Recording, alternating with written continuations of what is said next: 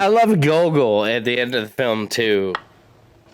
The Order of Lenin for Comrade Bond. The first time ever awarded to a non-Soviet citizen. I would have expected the KGB to celebrate if Silicon Valley had been destroyed. On the contrary, Admiral. Where would Russian research be without it? We need Silicon Valley too. Well, I mean, and that's a real thing, right? Yeah. Because the implication is that the Russians always would steal things from the United States all the time. I love because they were like, why make it ourselves when we can just steal it from the Americans? To this day, that's the same thing. You have communist countries that rely on the innovations of the West. Like you have capitalist countries that, because they have competition, they have innovation. And then you have countries that stick to communism, the idealism of communism, and they don't have innovation because they don't have competition.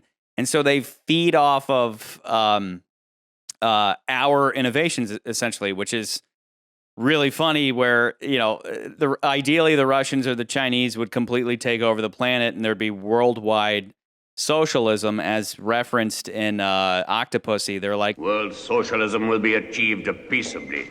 Our military role is strictly defensive. But once they do that, they won't have the innovations afforded by capitalism. So what are they going to do?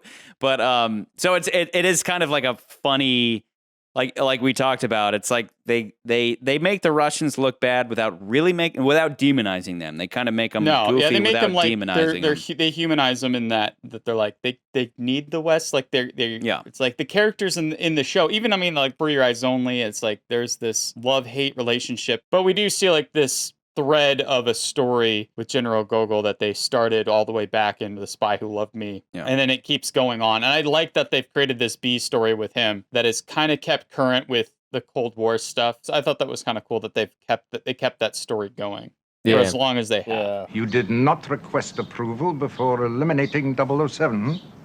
Reprisals might jeopardize ongoing operations. Jeopardize mine! Basically, I think that scene's obviously set up with the fact that you have the general like going after Max and be like, dude, we're on the same team. And he's like, I'm not, like if they didn't put that, it just wouldn't work.